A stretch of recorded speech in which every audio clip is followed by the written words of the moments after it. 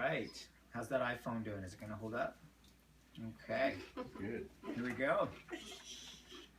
All right. Well, welcome back. And here is session number 5. We've done 5 sessions here on communication. Best practices, and all from a living room right here in Calgary, Alberta. So if you're watching this tonight, welcome. If you are tuning in or watching this from our cached version, thank you for doing that. And I hope you find everything you need on our website there. Let's jump in. This is session number 5. Here's what I want to do for our final session is I want to give you the top 10 takeaways from our time together. These are arguably the top highest octane, highest hitting, most powerful hitting points from communication that's in my heart that I wanted to share with you. And I just wanted to do it. So a lot of this is review.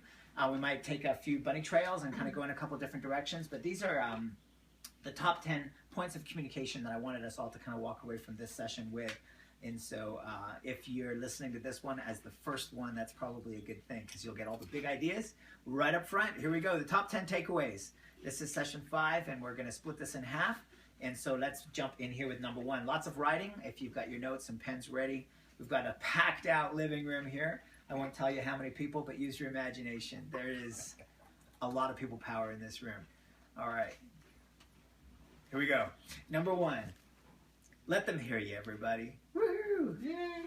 Yeah, see? The crowds are pressing in on the front door. Here we go. Everybody set? Pens? Ready? All right. Aim. Fire. Number 1. Communication is the most enjoyable part of a relationship.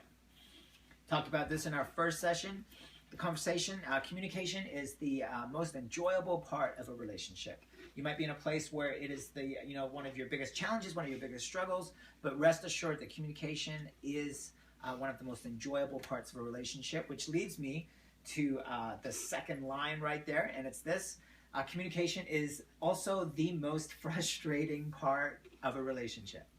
All right, it has the highest capacity for enjoyment and the highest capacity for frustration as well. And one of the reasons for that is communication often reflects the deepest part of us. And so it's the most enjoyable to share, but it can be also the most fraught with different obstacles and challenges, so on and so forth. My last point there, communication is determined initially by our modeling. All right?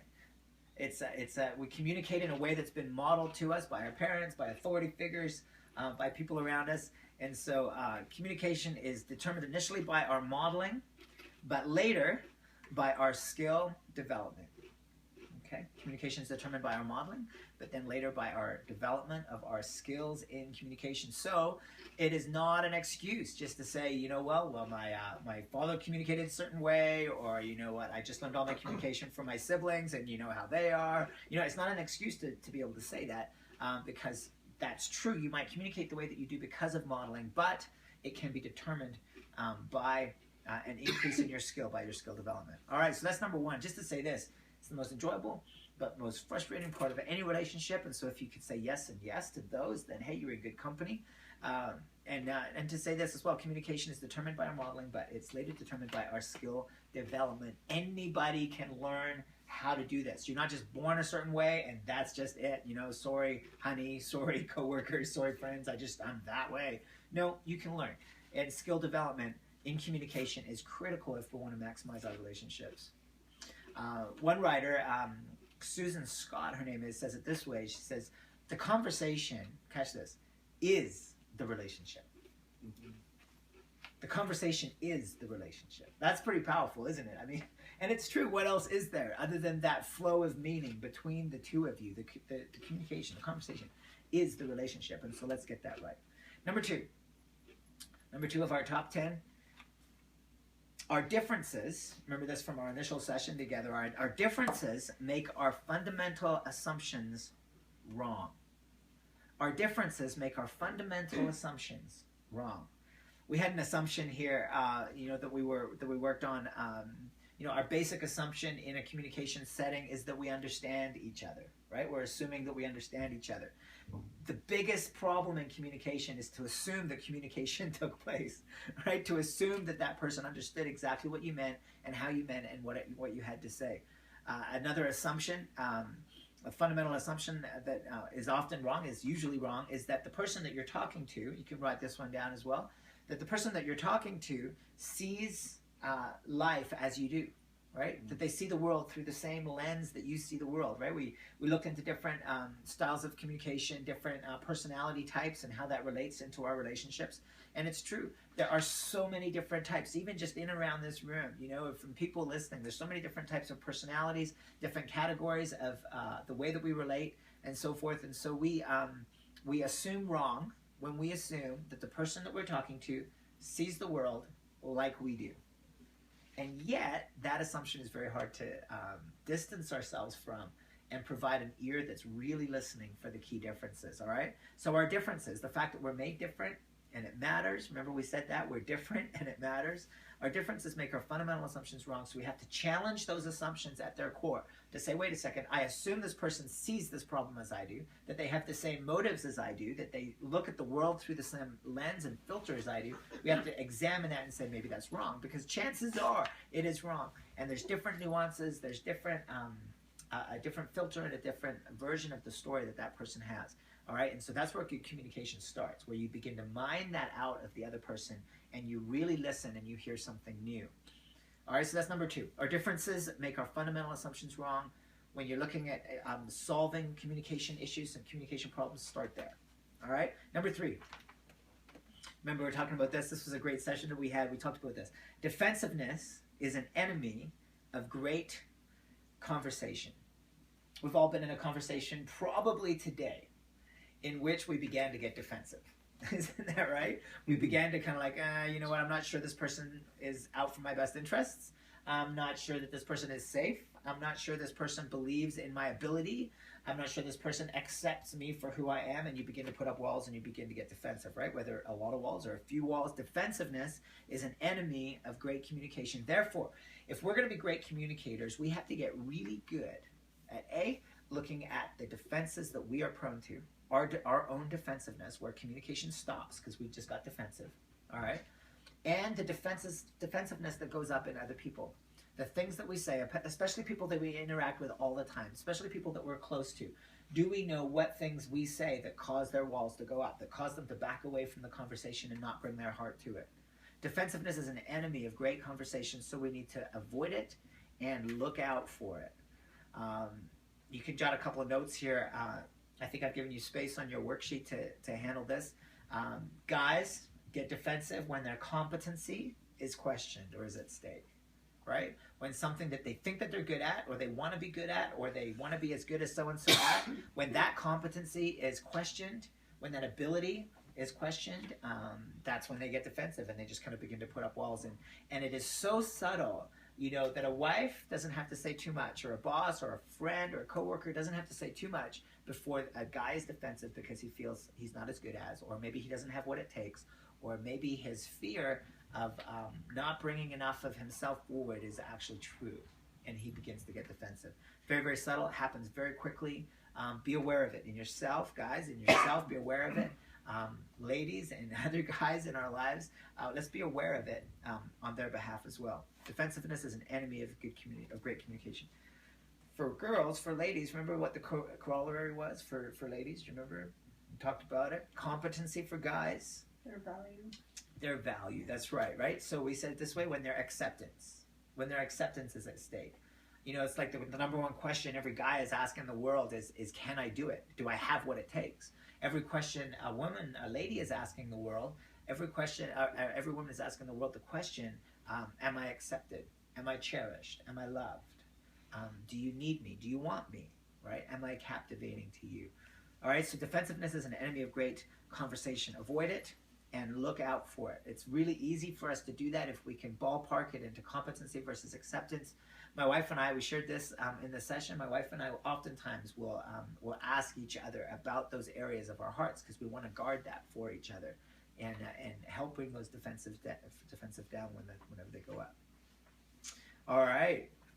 Number 4. Great question to ask in communication. I made it one of our 4 top 10 takeaways here to really ask this question. Are you even in the same playing field? Right? Are you in the same ballpark when you're in a conversation? Here are the key words on this, and you can jot this down. This is logic versus emotion. You guys remember talking about the different levels of communication? Got some chuckles around the room here. We're hitting a nerve. All right, let's keep going. You remember the different levels of communication, right? Where it's small talk and it goes all the way down through the levels. Small talk, just sharing of information, sharing of ideas, of our opinions, sharing of your feelings, and then down to the deepest level is sharing your identity, sharing your purpose with somebody, sharing your identity, the core of who you are. It goes down through that list there, the logic versus emotion. And many times in a conversation, problems happen. You get in completely different sides of the road, completely different playing fields, when one of you is just thinking of things from a logical standpoint, and the other one is thinking of things from a very emotional standpoint. A conversation that's locked into that grid can't win. It can't progress, right? And so the person that recognizes that is the one that needs to jump into the logic or the emotion and meet the other person there. And we said it this way, and you might want to jot this down just to remember, because it is gold if you can remember it in a communication. Emotion will trump logic every time. Emotion will trump logic every time. In other words, if you're just the more rational partner, well, congratulations, but you're going to lose. You know, because emotion has a stronger drive, whether it's expressed out loud or if it's withdrawn and expressed silently. Emotion has the stronger drive, and so the emotion will win. And do you remember why we said it was worth going into the emotional playing field? Why it was worth going there? Remember why I said that? Because it is the path to a person's identity. You don't get to discuss and to share the core of who you are, jumping from ideas and opinions to identity. You go from identity or from opinions and ideas. You go through the wonderful, beautiful area of emotions to discover someone's identity. All right, it's buried in there, and so that's why it's worth going there. All right, number 5. We talked here about how to keep the flow of meaning going. All right. Number 5, we're talking about the top 10 takeaways in communication, how to keep the flow of meaning going. This is a book, another resource if you want to jot this down, called Crucial Conversations.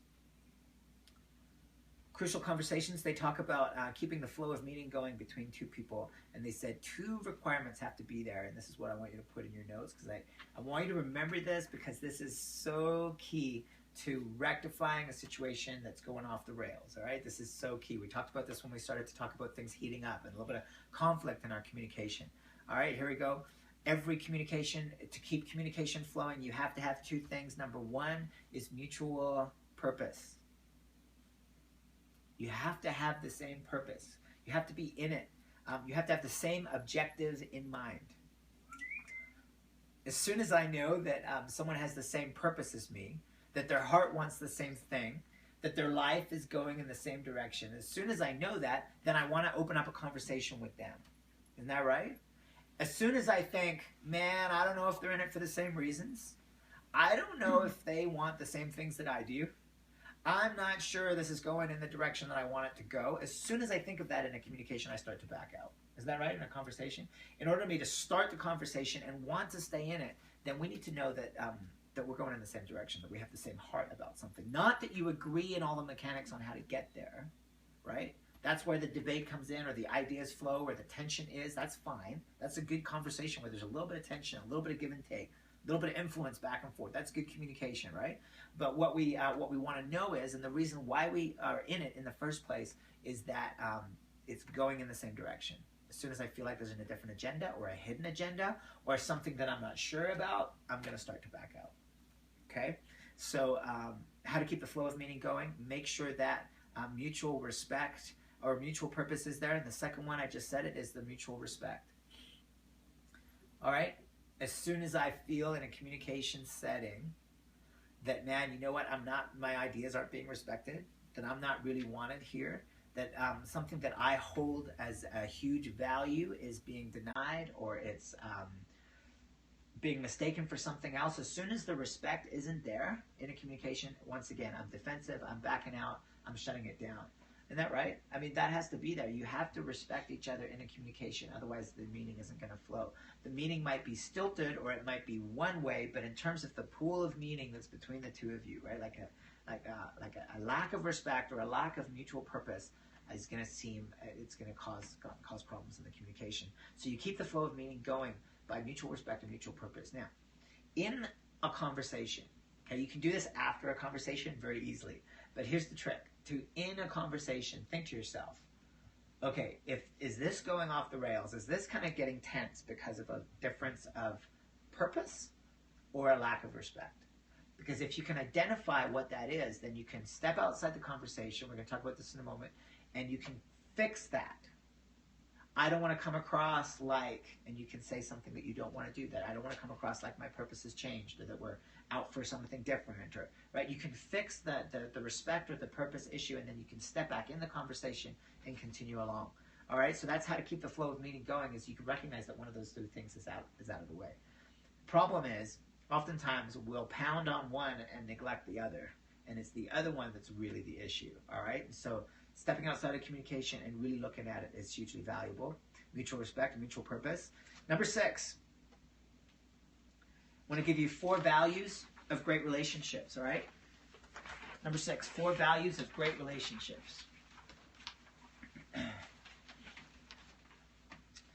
You can write in the margin somewhere, this isn't one of your values, but you can write it, I think you've got some room over on the side, that our values determine what we say and do.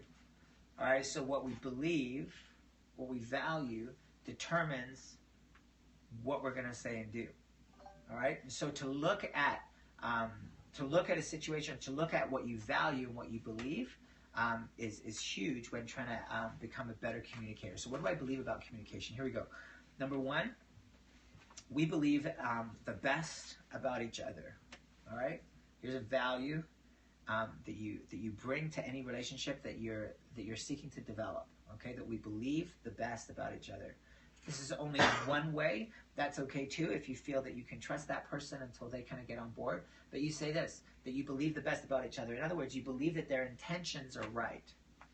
You know, oftentimes I can't remember if we used this illustration in the sessions or not, but oftentimes in traffic, right? You get upset at the person in front of you because they're going slow and you're in a hurry, right? And they're going slow in the fast lane, or, you know, just their kind of stupid driving is causing you to, you to be late for something. And it's easy, isn't it easy to assume that they have a negative intention towards you, right? Or that there's some sort of cosmic thing going on, that you're in this jam because of something, you know, that's directed at you, right? And you're assuming there's some negativity coming towards you, when in actual fact, that person, you are the furthest thing from that person's mind, which is probably the problem. But it's not a personal thing at all, isn't that right? And for sure, it's not coming from God or the cosmos or the stars or anything like that. That you're in this, you know, in this jam, isn't that right? But yeah, it's very easy. Just a trite, silly example. It's very easy to assume that the universe is against us in this regard, right? So too in relationships, we can assume that someone else is out for something negative in our lives because this value isn't in place. We need to believe the best about each other. In other words, she never meant to hurt me. He never meant, right, to do me harm, right? He's not staying out late just to bug me, right? You know, she's not spending that money or, you know, doing such and such with the kids just to kind of get on my nerves, right? To believe the best about the other person. And if you're with somebody, this can often apply to a situation at work or a boss or even a spouse. If you're with somebody, like, I don't know, I can believe the best about the person because of my experience with them, you can say this: I choose to believe the best things possible about that person given the facts, right? In other words, I'm going to make excuses and allowances for them. Not that what they're doing is right necessarily, but I'm going to frame it in such a way so that my heart can stay open to them and see things positive and want them to change. You understand what I'm saying there? So you believe the best things possible about that person. It's because of their background. It's because of their history. It's because of their stress level. It's because of their, right? And you make allowances for them, obviously with healthy boundaries at the same time. Okay? So you choose to believe the best about each other. Here's another value of relationships that I want us to understand as people that all go to church here. We're all following God, and this is something that we believe. That as we get closer to each other, we are actually getting closer to God. There's something of God in each other that is compelling us to get closer to God. So as we get closer in relationship with each other, we get closer to God. My wife and I, we do a lot of marriage coaching and working with couples, and we tell couples that all the time. Hey guys, you're on the opposite corners of the triangle, and as you get closer to each other, you get closer to the top of the triangle. The top of the triangle is God. You know, so this triangulation, it really shows and illustrates that dynamic, that as you get closer to God, we say that about marriages because that is like absolutely true in a marriage, but it's also a shadow of what is also true in any relationship you develop. As you get closer to each other, you get closer to God. So therefore, and this is a core and a huge value, relationships matter, right? You can put that right on the same line. Therefore, relationships matter. Whether it's with a friend or a boss or a coworker or a spouse or a kid, or, you know, your relationships matter. Why? Because there's something in God, in each other, that's drawing you closer to God as you get closer to each other. All right. I want to give you a couple more values here real quick, and then we'll take a break. Value number 3. I want to challenge you to incorporate these values in your relationships. Relationships are designed to increase in quality. Relationships are designed to increase in quality. So you have a relationship that's stagnating, plateau. You have a relationship that's in decline. You have a relationship that once was good, but now is no more. I would say, you know what? One of the core values of what I believe about relationships is that God designed them to increase, that a marriage isn't meant to plateau, that a friendship isn't meant to stagnate, that God always has more for us in relationships. They're meant to increase. And the reason I can say that with confidence is because our relationship with God is reflected by all the other relationships that we have. And one of the core components of our relationship with God is that there's more. There's more of God to discover. There's a closer walk that you and I can have with God than we have currently, no matter how close we are. Why? Because there's always more.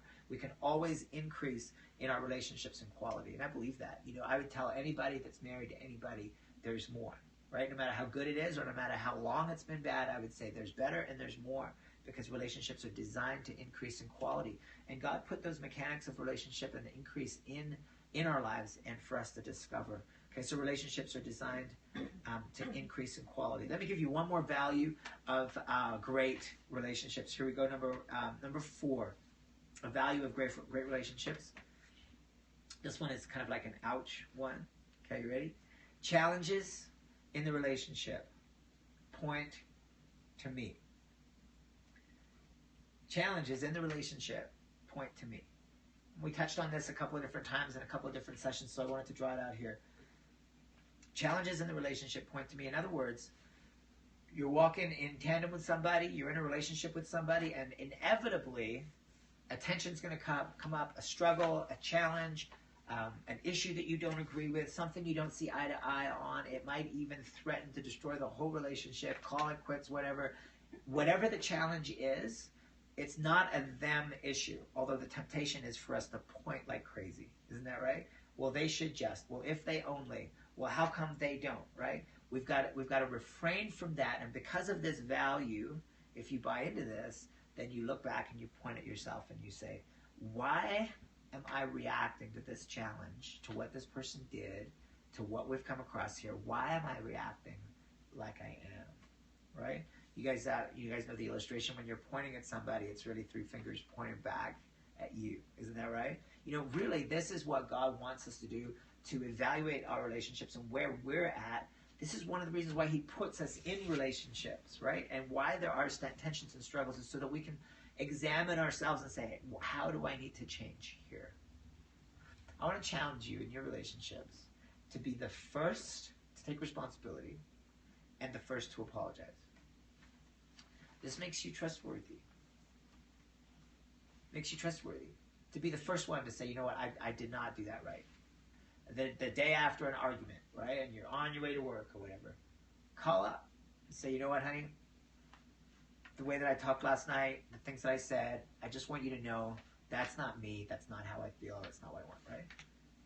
Things get heated up with the boss or whatever, and you're on your way home, whatever, send the text. No, don't do it over text. Pick up the phone, or the next day walk back into the office and say, listen, I just want you to know I don't want to be that kind of employee that says those kinds of things, that talks like that. I want you to know that this is an issue that I take responsibility for, and here's what I'm going to do about it, right? be the first person to do that. I challenge you to be the first, to be the quickest to do that. And that will stand you well in life. And so here's those 4 values. Believe the best about each other. As you get closer together, you get closer to God, whether it's in a marriage or a friendship or whatever kind of relationship it is. Relationships are designed to increase in quality. And then lastly, challenges in the relationship, let them point back to you. Let's examine ourselves. Let's be first to say sorry. All right, and with that, that concludes our session 5, lesson 1. We're going to come back in a few moments with lesson 2.